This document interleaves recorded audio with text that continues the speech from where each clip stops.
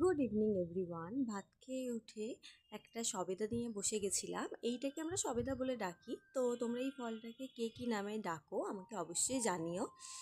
তো তারপরে সবেদাটা খেয়ে একটুখানি ঘুম দিয়েছিলাম। তারপর ঘুম থেকে উঠে একটু বিছানাটাকে পরিষ্কার করে নিলাম।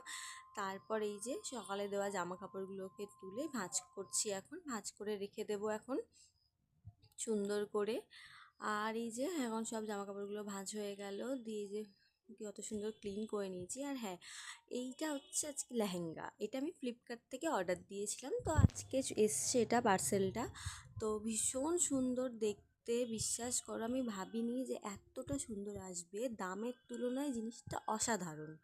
তো আমি আজকে এসছি আর আজকে আমি এটাকে ব্লাউজ বানাতে দিয়ে চলে এসেছি। তো ব্লাউজটাকে তোমাদের সাথে আমি অবশ্যই শেয়ার করব, দেখাবো আমি যে কেমন লাগছে। তো তোমাদের কেমন লাগলো এটা আমাকে অবশ্যই কমেন্ট করে জানিও। কত সুন্দর কাজটা, মানে জাস্ট দারুণ। আর ওড়নার কালেকশন, মানে ওড়নার কম্বিনেশনটাও মানে দারুণ লেগেছে আমার, বোনের সাথেই হলো। তো তারপর একটু সুন্দর একটু ধুনো দিয়ে দিলাম সারা বাড়িতে।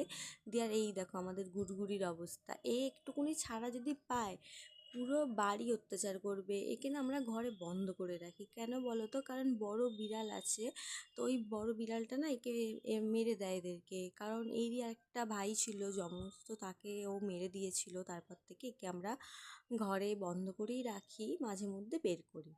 তারপরে এই যে আবার চলে এলাম সারা বাড়ি ধুনো